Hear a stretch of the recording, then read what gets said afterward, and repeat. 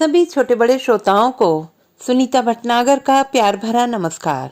Audio stories के हमारे channel कहानी जगत में आप सभी का स्वागत है। हिंदी कहानियों की श्रृंखला में आइए आज सुनते हैं ममता व्यास जी द्वारा रचित कहानी जयपुरी कंगन। आज सुनैना ने जल्दी जल्दी घर का और गौशाला का काम निपटाया, मवेशियों को चारा डाला और दूध के डब्बे फटाफट सभी के घर पहुंचा आई। गाय दोहना और दूध घर घर पहुंचाने के काम में वह ऐसी उलझ जाती है कि जरा फुर्सत नहीं मिलती। आज सुबह से ही उसने तय कर लिया था कि आज वह सावन का मेला देखने जरूर जाएगी। पूरे 5 दिन से मेला लगा था गांव में। आज मेले का आखिरी दिन है। गांव की सभी औरतें रोज किसी न किसी बहाने से सावन का मेला घूम ही आती थी।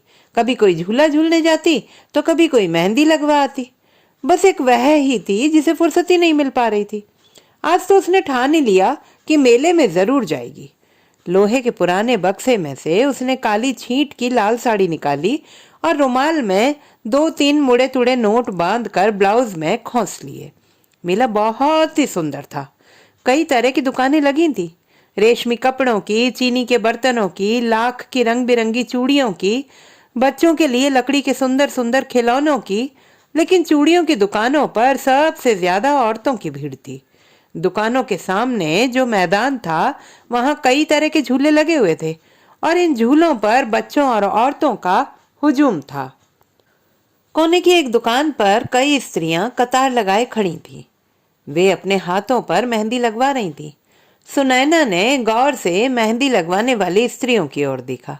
वे सब धनाढ्य परिवार की स्त्रियां थीं जो हाथ भर भर कर मेहंदी लगवा रही थी। उसने पूछा, कितने में भरता है एक हाथ? 100 रुपए में एक हाथ भरता है, 200 रुपए में दोनों हाथ। मेहंदी लगाने वाली स्त्री ने अपने लाल लाल हाथ नचाकर उसे बताया। सुनैना ने गौर से देखा। उस सांवली सी औरत के दोनों हाथ गहरे लाल, कहीं काले कहीं भूरे यानी बदरंग हो चुके थे। अब उसके हाथों पर महीनों तक कोई और रंग चढ़ ही नहीं सकता था, न कोई सुंदर डिजाइन बन सकता था। सुनैना ने सोचा, मेहंदी भी क्या चीज है, अगर कायदे से और करीने से न लगाई जाए तो कितनी भद्दी दिखती है। जो हाथ उन धनाढ्य औरतों के गोरे हाथों को सुंदर बना रहे हैं, वे हाथ खुद कितने बदसूरत दिख रहे हैं। मेरे हाथ भी तो रोज उपले थापते हुए ऐसे ही तो दिखते। मेरे हाथों में भी मेहंदी कभी रच नहीं सकेगी, उन पर गोबर ही जचता है। और खुद से बातें करते हुए वह खुद पर ही हंस दी। लगवानी है क्या मेहंदी? आवाज ने उसका ध्यान तोड़ा। नहीं नहीं कहकर वह आगे बढ़ गई। पूरा मेला घूम लिया सुनैना ने, लेकिन कोई चीज उसे पसंद ही नहीं आई। अपनी जरूरतों को और इच्छाओं को कम करना सुनैना ने बचपन में ही सीख लिया था। वह वापस अपने घर जाने को मुड़ने ही वाली थी कि आवाज आई, जयपुरी कंगन ले लो, जयपुरी कंगन, आज मेले का आखिरी दिन है, कंगन ले लो। सुनैना ने देखा, एक दुकान पर बहुत सुंदर रंगीन मोतियों से चमचमाते हुए सुनहरे कंगन सजे हुए थे। बहुत सी औरतें उन्हें अपनी कलाइयों में पहन पहन के देख रही थीं। सुनैना भी उन औरतों के पास जाकर खड़ी हो गई। एक जयपुरी जड़ाऊ कंगन पर उन औरतों की नजर रुक गई थी। दिखने में छोटा लेकिन गजब का बारीक काम था उस पर। कंगन के ऊपर सुंदर रंग बिरंगे मोतियों को और हीरों को बहुत ही सुंदर तरीके से जड़ा गया था। गजब की मीनाकारी थी उनमें।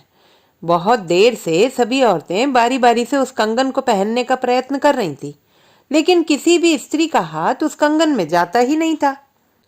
उन चतुर स्त्रियों ने बहुत देर तक कोशिश की, लेकिन कोई भी उस जयपुरी कंगन को पहनने में सफल नहीं हुई।